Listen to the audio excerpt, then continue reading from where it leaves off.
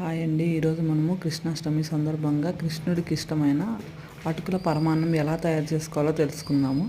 ఒక ప్యాన్ పెట్టుకొని నెయ్యి వేసుకొని 1 గ్లాస్ అటుకులు వేసుకున్నాం అనమాట. అటుకులు బాగా వేపుకోవాలన్నమాట. ఆయిల్లో మనం ఇలా పట్టుకుంటే విరిగేలాగా మనం వేపుకోవాలి. ఇలా వేపుకొని పక్కన పెట్టుకోవాలన్నమాట.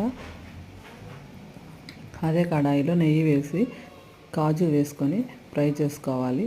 ఫ్రై చేసుకున్నాక అటుకులు వేసుకొని దానిలో 1 గ్లాస్ అటుకులకి 2 గ్లాస్ మిల్క్ యాడ్ చేసుకొని వేసుకోవాలన్నమాట.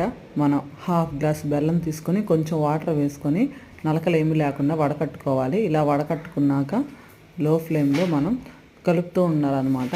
అడుగంటకుండా కలుపుతూ ఉన్నాక దగ్గర పడ్డాక ఇలాచీ పొడి అటుకులు వేసుకొని 5 or 10 minutes ఉంచుకొని సర్వ్ చేసుకోవాలన్నమాట. ఇలాగా అటుకుల పరమాన్నం తయారు చేసుకోవాలి.